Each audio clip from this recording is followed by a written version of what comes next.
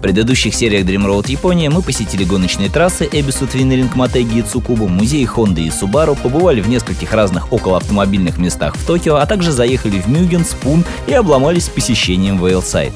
Сегодня же мы переезжаем в Йокогаму, где нас ждет, пожалуй, самая ожидаемая точка нашего путешествия.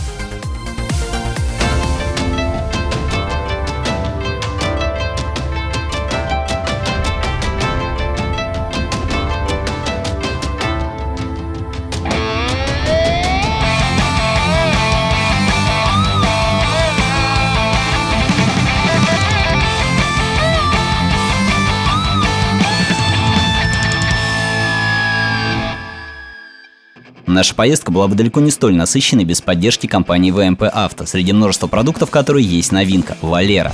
Проникающая смазка с уникальными свойствами, эффективно преобразующая ржавчину и заменяющая целые серии аналогичных продуктов. Прикипела? Есть Валера.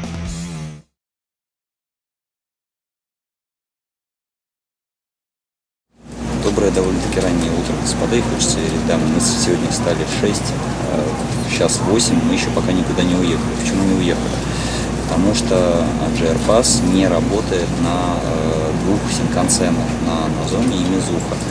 В сторону Йокогамы и в сторону Хиросимы, соответственно, ходят чаще на Нозоме. В итоге мы полчаса практически простояли на платформе в ожидании Хикари, в котором сейчас едем. Что же мы забыли в Йокогаме? Йокогама — это родина грязных Ниссанов. Соответственно, мы попадем сегодня, благодаря, кстати, Nissan России, огромное им спасибо за то, что они нам организовали посещение этого музея Nissan Heritage Collection. Дело в том, что он закрытый, и туда просто так не попасть. Туда попадают либо работники завода, либо журналисты. Ну вот, мы типа сошли за журналистов, и благодаря Nissan России мы окажемся в этом, я видел на картинках, очень крутом музее. После него мы поедем в Нисма, там тоже есть много чего интересного. Потом у нас либо свободное время, либо мы, может быть, еще куда-то съездим. А вечером нас ждет японская смотра, самая известная парковка в мире, Дайкоку паркинг. В общем, мы отправляемся и через 20 минут будем в Йокогаме. Добирались до Йокогамы мы опять с небольшими приключениями, в результате которых не успели даже заехать в гостиницу, бросить вещи и помчались в музей прямо с чемоданами, да и вообще неслись так, что было не до съемок. Прибыли мы за 5 минут до назначенного времени. И, как сказала Татьяна, помогавшая нам от лица Datsun Nissan, по канонам японской вежливости это прям на грани. Но мы успели.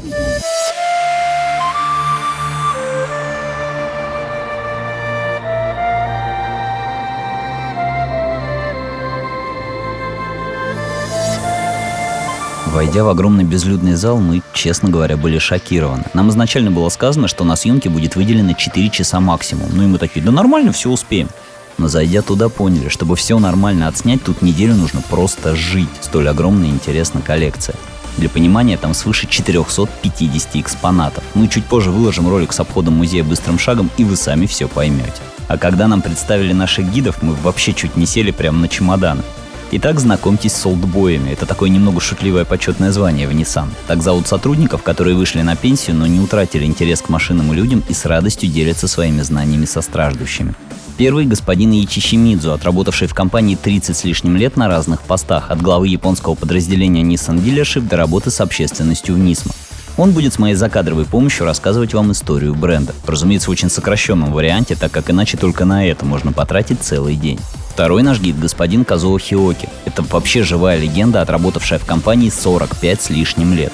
Человек, разработавший в 69-м G-серию моторов, в том числе гоночных, а затем ушедший в спорт и с 90-х долгие годы бывший никем иным, господа, как директором Нисма.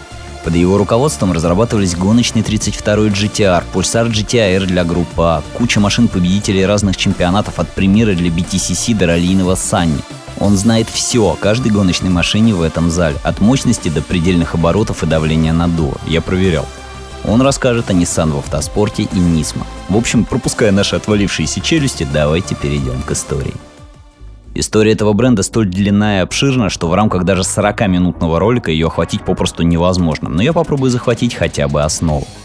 В 1911 году японский инженер Масуджиро Хашимото организует в Токио компанию Коэшинша, а в 1914 получает инвестирование от 3 человек и создает свой первый автомобиль – Дат-Го или Дат-Кар. DAT от первых букв имен инвесторов Дэн Канджира, Аояма Ракура и Такеючи Акитара, а также от принципов создания авто – надежный, красивый, безотказный. Параллельно в 1910-м после обучения в США возвращается уроженец Ямагучи молодой предприниматель Йосисуке Аюкава и создает сталелитейную компанию Табата. Компания Хашимото Куайшинша переименовывается в DAT, а в 1919-м на горизонте появляется американский инженер Уильям Гором, который, кстати, в дальнейшем будет играть большую роль в становлении Nissan. И с помощью некоего бизнесмена создает компанию Jitsui Jidosha Seiza, выпустившую трехколесный автомобиль. Все эти параллели продолжаются до 1926-го, когда DAT и Jidosha сливаются в единую компанию, а в 1931-м их делает своим филиалом компания Аюкава, мечтавшего не о производстве деталей для автомобиля, чем занималось его детище, а о создании своей машины, которая и появилась в 1931-м под названием DAT Son, то есть сын DAT, а в 1932-м так именуют уже саму компанию, изменив одну букву, так как Son по-японски значит «недостаток». Так и появляется уже знакомый нам бренд Datsun. Это автомобиль 1932 года под названием Datsun Type 12. В то время на японском автомобильном рынке присутствовали две американских компании. Первая — Ford и вторая — General Motors. Два этих гиганта захватили порядка 90% автомобильного рынка Японии. Так что местные производители довольствовались оставшимися 10%. Эта модель являлась конкурентом Austin 7. Сейчас все, конечно, лучше знают Austin Mini, но его далеким предком был Austin 7. В 1934-м рождается и название корпорации Nissan, получившееся от сокращения Nihon Sanyo, японская индустриальная компания. Но Datsun является лишь ее частью, и машины продолжают выходить под этим именем. В 1935-м появляется Datsun Type 14. Конкретно эта модель с кузовом Roadster. Возможно, этот рисунок решетки радиатора вам покажется подозрительно знакомым. Он очень сильно напоминает Ford тех дней. Так и есть. В те дни в Токио и Осаке ездило огромное количество Фордов. Машины были очень популярны. И в Datsun постарались создать что-то подобное. В 1936-м появляется следующая модель — Datsun Type 15, у которой был даже вариант с кузовом кабриолет. Вот такой. Очень симпатичный, правда? А в 1937-м выходит следующая модель — Type 17, у которой появился кузов хардтоп с мягкой крышей, а также с двумя дверями. Это не четырехдверный седан, обратите внимание. Эту машину очень любили обеспеченные врачи и адвокаты. А это еще один Type 17, но на сей раз кабриолет, на котором еще и висят японские номера тех лет. Кстати, с 1937-го под брендом Datsun выходили только небольшие автомобили. Полноразмерные, такие как этот первый Type 70, выходили уже под известной нам маркой Nissan. Под ней же выходили грузовики и автобусы. Компания развивалась, начала экспортировать автомобили в другие страны, но, как и в случае с остальными автопроизводителями, не только японскими, вмешалась Вторая мировая война. Производство машин было остановлено, и первые автомобили начали сходить с конвейера в ноябре 1945-го. Одной из первых послевоенных разработок был весьма любопытный экземпляр. Эта машина называется Tama. И это электромобиль. Он работает от аккумуляторов. Обратите внимание, что это грузовичок, пикап. Хотя, разумеется, пассажирская версия этой машины тоже была. Как я уже сказал, Tama — это электромобиль, который был создан в 1947 году.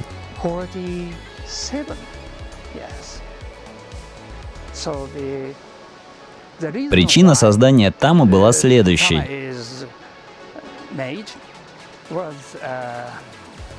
В то время в Японии были проблемы с топливом, поэтому электромоторы и батареи были выходом из ситуации.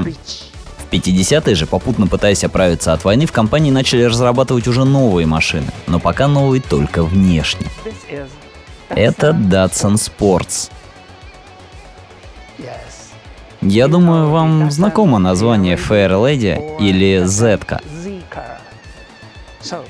Так вот, этот малыш был далеким прадедом Fair Lady Z и вообще спортивных автомобилей Datsun. Но знаете, по правде говоря, двигатель-то тут не особо мощный. Всего 20 лошадиных сил. Не густо, да? А вот эти обводы напоминают MG, британский Morris Garage. А вот это Datsun Deluxe Sedan 1953. Компания еще толком не оправилась после войны, и послевоенные автомобили отличались дизайном, но внутри это были все те же довоенные авто.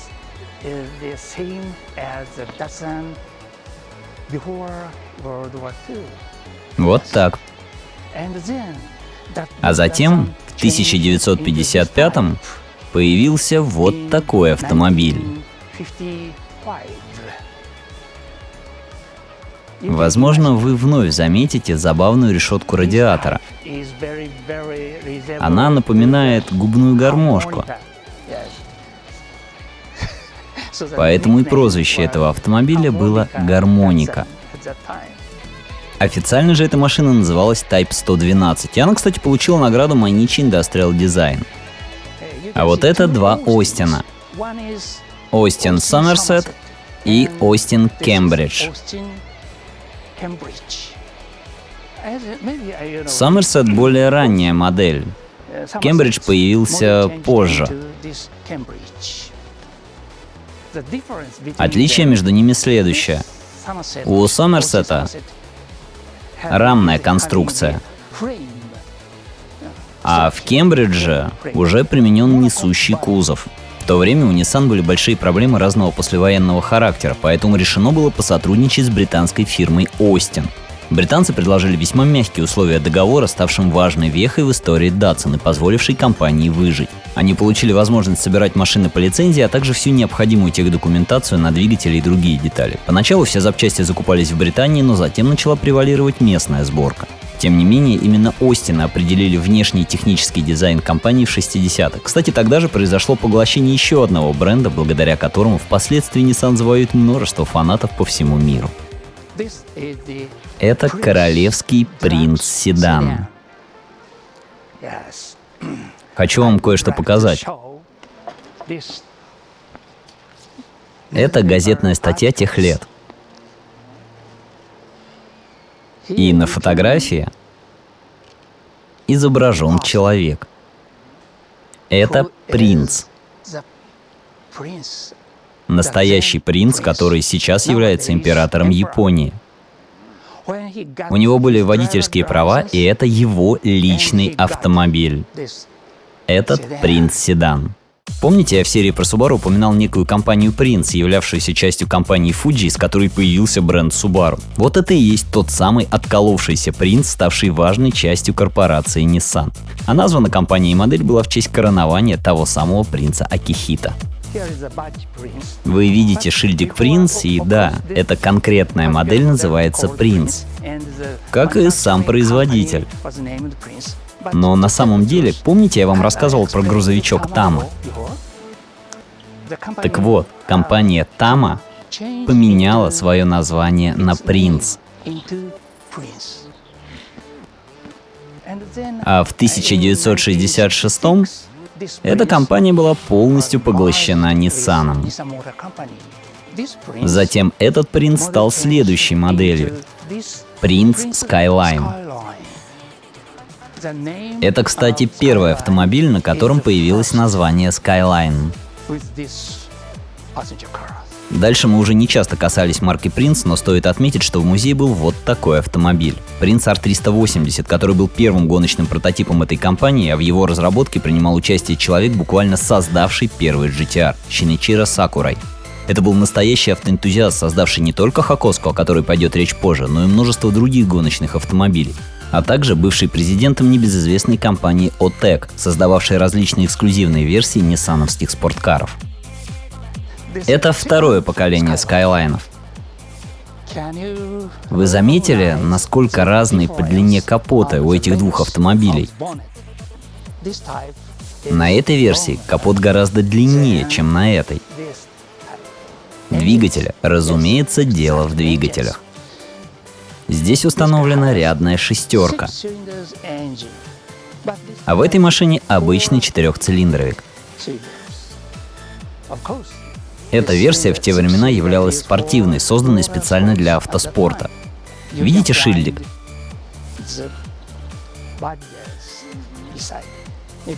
Skyline GT. Пока не GTR, просто GT. GTR появился в следующем поколении. Но давайте чуть-чуть подождем с GTR и скажем пару слов про это поколение и про другие модели того времени. Именно это поколение Скайлайнов S54 начало участвовать в гонках в классе GT2. 3 мая 1964 эта длиннокапотная версия обычного Скайлайна, капот был удлинен на 20 сантиметров, чтобы уместить увеличенный двухлитровый двигатель от Gloria, на равных билась на Сузуки с явным фаворитом тех времен Porsche 904 Carrera GTS и в какой-то момент даже побывала в лидерах. В итоге победителем стал Porsche, но места со 2 по 6 были сплошь заняты Скайлайнами. Что интересно, с управляемостью долго мучились, машина все повороты упорно проходила в дрифте, и пилоты лишь спустя какое-то время поняли, что это можно использовать и в плюс. В ответ на запросы покупателей была представлена и гражданская версия этого автомобиля. Это и было начало истории о Скайлайне в гонках. Но давайте отмотаем время чуть назад, так как мы забыли еще пару знаковых для фирмы автомобилей. Bluebird. Довольно динамичная машина, которая, кстати, продавалась в 14 странах. Если выражаться точно, то перед нами Bluebird 410. А вон следующая модель, которая называлась 510. В свое время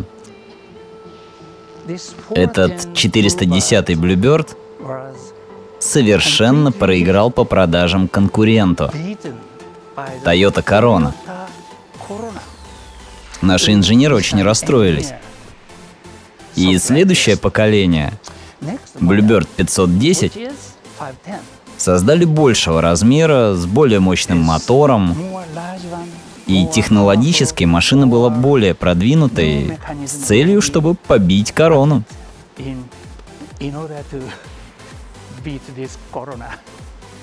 И в итоге у нее это получилось. Шимицу-сан в целях экономии времени провел нас мимо первого Bluebird в 310-м кузове, а также более поздних моделей. На самом деле это был первый автомобиль компании с именем собственным, и он снискал немалый успех у себя на родине, даже став лидером продаж. Пара разрисованных экземпляров 410-го кузова, которые вы, возможно, заметили на заднем плане, это официальная машина японских олимпийцев 1968 года с росписями каждого из них и машина-цветок, использовавшаяся в рекламной кампании и декорированная официальным цветком каждой префектуры и росписью головы. Сама же модель производилась более полувека, участвовала в гонках, как, например, вот это 570-сильное чудовище для серии Super Silhouette, в которой, кстати, дважды доставалась корона победителя чемпионата, и закончила свой путь на конвейере лишь в 14-м поколении в 2001 году. А вот еще одна, точнее две модели. Этот среднеразмерный седан называется Cedric. После того, как сотрудничество с Austin было завершено, Nissan выпустил вот этот автомобиль. Обычно эта машина покупалась для различных крупных компаний. На них ездили официальные лица. Но конкретно этот автомобиль когда-то был моим. И сейчас я езжу на этой же модели, использую ее в качестве повседневной машины. Получается, уже больше полувека езжу на одной модели. А это машина производства Prince Motor Company, которая называется Gloria. Автомобиль точно таких же размеров, как и Cedric. Если вы обратите внимание, здесь стоят более поздние Cedric'и. Кстати, дизайн для этого 130-го кузова Cedric создавало известное итальянское ателье Pininfarina. Давайте разберемся с этими машинами. Это Gloria, производство Prince Motor Company. А это Cedric, производство Nissan Motor. Но по сути база, мотор, все основные компоненты абсолютно одинаковые. В чем же разница, кроме внешнего вида? А разница была в каналах продажи. Gloria продавалась через дилеров Prince на всей территории Японии. Так, наверное, на эту тему я вам должен кое-что объяснить. В то время у корпорации Nissan было 5 разных каналов продаж. Первый — Nissan, второй — Nissan Motor, третий — Sunny, четвертый — Cherry и пятый — Prince. На тот момент было 5 разных каналов продаж, 5 дилеров. Сейчас только один — Nissan. Эти каналы продаж делили между собой все модели корпорации Nissan, которые производились в то время. Например, Bluebird продавался через Nissan. Nissan Motor продавал среднеразмерные седаны типа Cedric'а. Третий канал, который назывался Sunny. Через него, соответственно, продавался Sunny. Канал Cherry, разумеется, продавал модели Cherry. Ну и последний оставшийся, Prince, продавал машины, которые создавались в подразделении Prince, Gloria или Skyline. В общем, Cedric продавался через дилера Nissan Motor. Это второй канал. А Gloria продавалась через пятый, через канал Prince. В остальном же это совершенно одинаковые машины, кроме внешнего вида. А этот Cedric гонял по азиатскому шоссе А1 до вьетнамского Сайгона и турецкого Стамбула под эгидой газеты Asahi. Вот видите? Сбоку флаг и надпись Asahi Shimbun. Shimbun значит газета. Еще одна небольшая машинка, имеющая большое значение для фирмы. В 60-е годы население Японии начало потихонечку богатеть. И даже небогатые слои населения стали покупать машины. Так появился Nissan Sunny. Это так называемый народный автомобиль. Такой, каким была Toyota Corolla, например. Sunny выпускался более полувека, да и сейчас это имя используется на китайском рынке, а вот на японском это уже Nissan Leicho и Nissan Versa в Америке. Кстати, Nissan Pulsar — это тоже отпочковавшаяся производная Sunny, и там есть кое-что интересное. Это Pulsar GT-R, я думаю, вы о нем в курсе. Очень мощная машина в своем классе в свое время. Pulsar, несмотря на отсутствие какой-то большой известности, был весьма интересной моделью. Например, в 80-е выпускались специальные гоночные версии для любительских гонок типа Fuji Freshman со стандартным мотором, но с измененной подвеской, каркасом и прочими гоночными аксессуарами. Также это первый японский автомобиль, в котором была применена система постоянного полного привода на вискомуфте, а еще этот кузов получил награду «Автомобиль года» в Японии. Но вершиной, естественно, является полноприводный Pulsar GT-R на небезызвестном SR20 DET, созданный для участия в ралли, но выпускавшийся и для обычных смертных. Продолжение темы небольших машинок, вот об этой, например, я вообще ничего не знал. Это Cherry, первый переднеприводный автомобиль от Nissan. Обратите внимание, вот эти обводы. Ничего вам не напоминают? Это же Skyline, Hakoska. Над этой моделью работали те же инженеры и дизайнеры. Несмотря на довольно короткий срок жизни, модель тоже успела поучаствовать в гонках. Ну раз уж вспомнили о Хакоске. Слышали ли вы такое название, как Hakoska? А знаете, откуда оно и как переводится? Хако по-японски коробочка, а сука, соответственно, Skyline. Согласитесь, что внешний вид этого авто очень, так сказать, коробочный, квадратно-кубический. Оттуда и пошло это прозвище Skyline Hakoska. Самый первый легендарный GT-R появился на свет в феврале 1969 после поглощения компании Prince. По сути, в Nissan взяли все полученные знания от гоночного прототипа Prince R380, о котором я говорил до этого, и запихнули в обычный седан. Отцом машины является тоже ранее упомянутый Шиничиро Сакурай. Более подробно об этом легендарном авто я расскажу в серии Dream Runners, посвященной ранним Skyline, которую я надеюсь снять. А пока скажу лишь то, что этот автомобиль всего через 3 месяца после начала выпуска заявили в кольцевые японские гонки JFGP, и он там просто всех разорвал, выиграв 52 соревнования менее чем за 3 года. В сентябре 1972 вышло следующее поколение. Это тоже Skyline. Только не GT-R, а обычная версия. Прозвище у этого кузова Кен Мэри. Кен и Мэри — это были имена героев большого количества рекламных роликов, в которых они ездили на этом Skyline. В те годы это было универсальное обозначение мальчиков и девочек. Так и получилось это название. Кен Мэри Skyline. О, а вот и GT-R. Мистер Хиоки, не поможете нам, будьте любезны? Это второе поколение GT-R. Предыдущее обозначалось как KPGC-10, это же KPGC-110. Установлен тот же мотор, что и на предыдущем поколении, S20. 2 литра, верхнее расположение распредвалов, 3 карбюратора Weber. Но, к сожалению, в тот момент ввели новые нормы выбросов в атмосферу.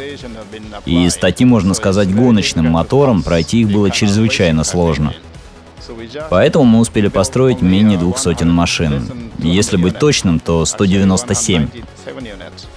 Поэтому ценники на этот автомобиль на вторичном рынке просто огромные. Это очень редкая машина. В гражданском исполнении этот мотор развивал 160 лошадиных сил. Но версия для гонок выдавала уже свыше 200. В конце концов, применив вместо карбюраторов механический впрыск, мы выжили 250 с атмосферного мотора. Предельные обороты для гражданской версии были чуть менее 8000, а на гоночной версии порядка 10 тысяч оборотов в минуту. К сезону 73-го уже был подготовлен вот такой шикарный прототип. Новый, из-за вышеупомянутых законов, его дальнейшую разработку пришлось свернуть. Как и производство самих GT-R было остановлено на долгих 16 лет. Тем не менее, Nissan продолжал участвовать в гонках и на 30-х, и на 31-х кузовах. Например, вот такая 30-ка участвовала в вышеупомянутых гонках Super Silhouette, где машины, по сути, являлись чуть ли не Формулы-1 с кузовом. Вот этот 31-й гонял в Японии, завоевав кубки в командном и личном зачете, а вот такой в европейском кузовном чемпионате. Но в мае 89-го вышло новое, 8-е поколение Skyline, а спустя 3 месяца была возрождена и легенда. 32-й GT-R был напичкан новейшими технологиями, от специально разработанного мотора RB26D до электронно управляемой системы полного привода от Tessa ETS. И вновь это стало прорывом для Nissan и разрывом их соперников. В течение 4 сезонов подряд с 90 по 93 GT-R выиграл все гонки японского турингового чемпионата, а также весьма неплохо показал себя в европейских состязаниях. Дальнейшая история этой легендарной модели широко известна, да и времени оставалось все меньше. Кое-что еще нам расскажет Хиоки-сан во второй серии, но большую часть истории я постараюсь вам рассказать в эпизоде Dream Runners, посвященном поздним моделям GT-R, который уже отснят.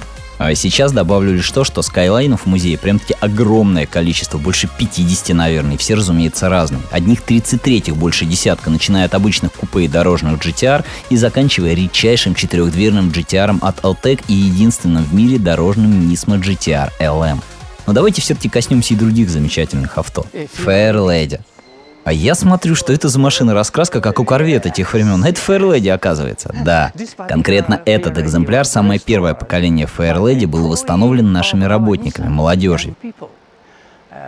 Процесс реставрации занял больше 3 лет. Вообще, само название Fairlady было придумано тогдашним президентом Nissan Кацудзи Каваматой после просмотра американского мюзикла «Моя прекрасная леди». И он решил его дать готовящейся новой модели с индексом SPL 213.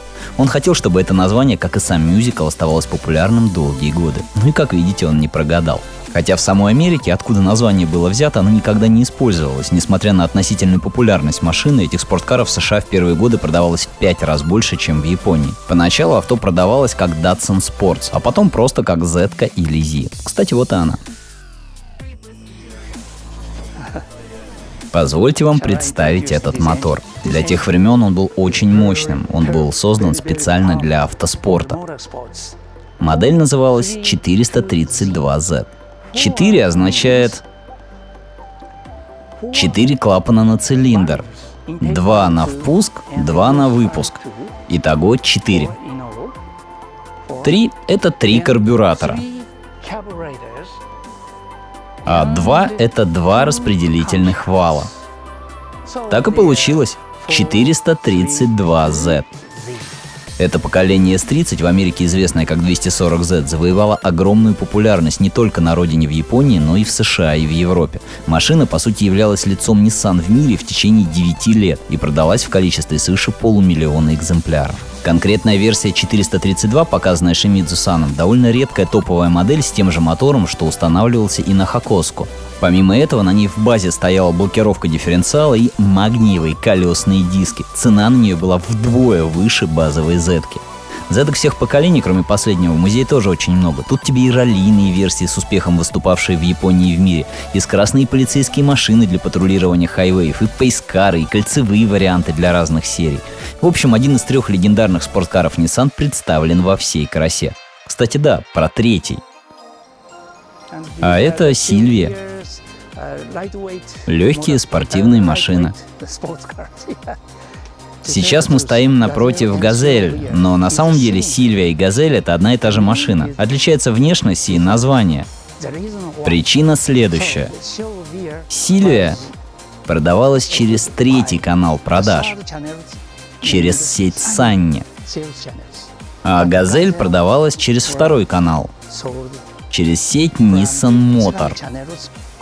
История Сильвии уходит своими корнями аж в 1965 год, когда было выпущено первое поколение CSP-311.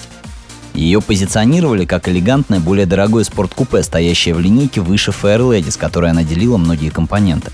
Выпускалось это поколение 4 года, а затем временно пропало, появившись вновь в 79-м в виде вышеупомянутой «Газель» и собственной «Сильвии». Машина участвовала в ралли, в кольце, в гонках суперсилуэта. В мае 88-го вышло уже многим известное шасси S13 или 5-е поколение и весьма полюбилось молодежи, которая до сих пор использует его наряду с 6-м и моим любимым 7-м поколением в кольце и дрифте. За этой моделью даже закрепилось название «Королева дрифта», да и в целом S15, на мой личный взгляд, одна из самых красивых японских купешек. Кстати, что интересно, ни S14, ни S15 в музее нет. Laurel. Пара Laurel рядом с несколькими скайлайнами. Думаю, вы заметите, что они между собой имеют определенное сходство. Laurel и Skyline, они очень похожи. История Laurel, или, как привыкли говорить в России, Лаурель, уходит своими корнями опять же в 60-е в Prince Motor Company. Замечательный спортивный седан, прямой конкурент знаменитым маркообразным от Toyota в плане размеров, а также сочетание комфорта и динамики.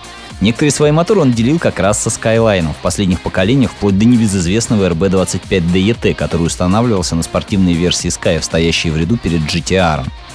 Также там использовалась и вышеупомянутая система полного привода от Tessa ETS. Производство модели было завершено 8-м поколением в 2002. Ну и напоследок давайте вместе с Шимидзу-саном просто пройдемся по музею и послушаем кое-что из того, что он рассказывал на ходу, не углубляясь в историю моделей. Skyline Turbo RS. Не GT-R, к сожалению. А это случаем не первый турбированный Skyline? Если быть точным, то турбины впервые были применены на Седриках и Глориях. У Toyota, кстати, такая же история. Турбины впервые появились на Крауне. и лишь потом на спортивных моделях.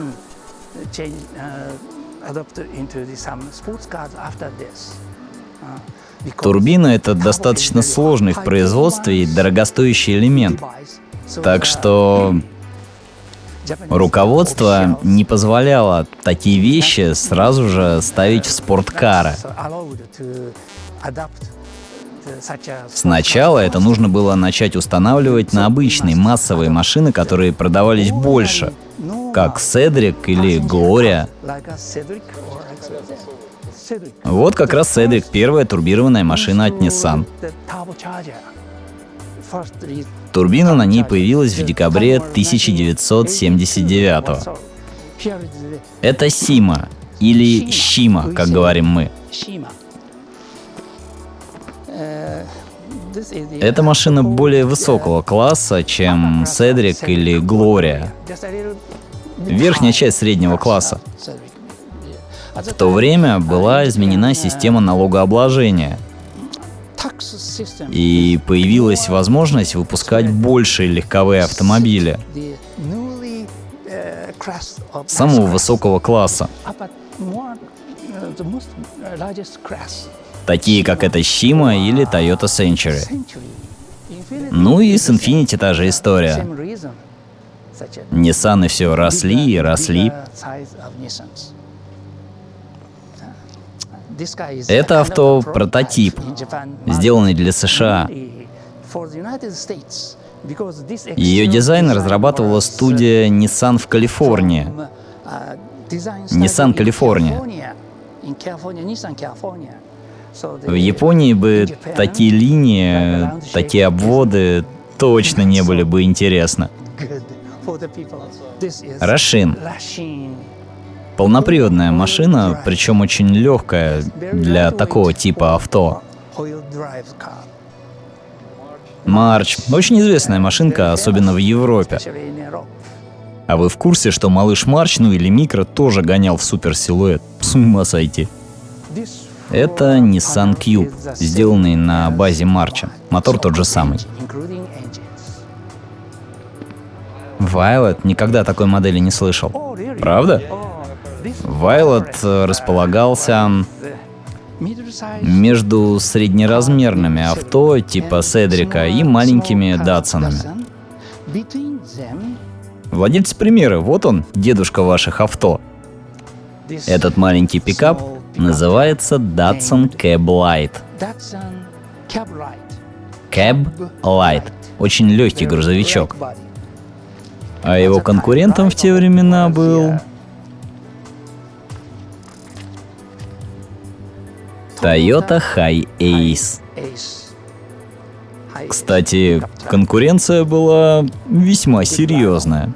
S-Cargo от Special Cargo, специальный груз. Забавная машинка.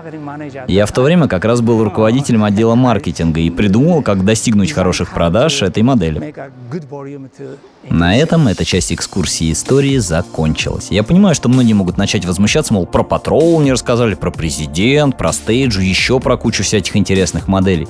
Но еще раз, время было очень сильно ограничено, а история и модельный ряд этого бренда слишком велики, чтобы все охватить, поэтому речь шла лишь про основные вехи. Кстати, замечу, что все фотографии в этом видео не какие-то картинки из интернета, а реальные экспонаты коллекции, которые мы просто не успели заснять, либо фото из буклетов этих моделей, любезно предоставленные компанией. В следующей же серии Dream Road Япония место рассказчика займет экс-директор Нисмы Хиоки-сан и расскажет нам, а я постараюсь помочь за кадром про Nissan в автоспорте. Будет интересно, поверьте. До скорой встречи.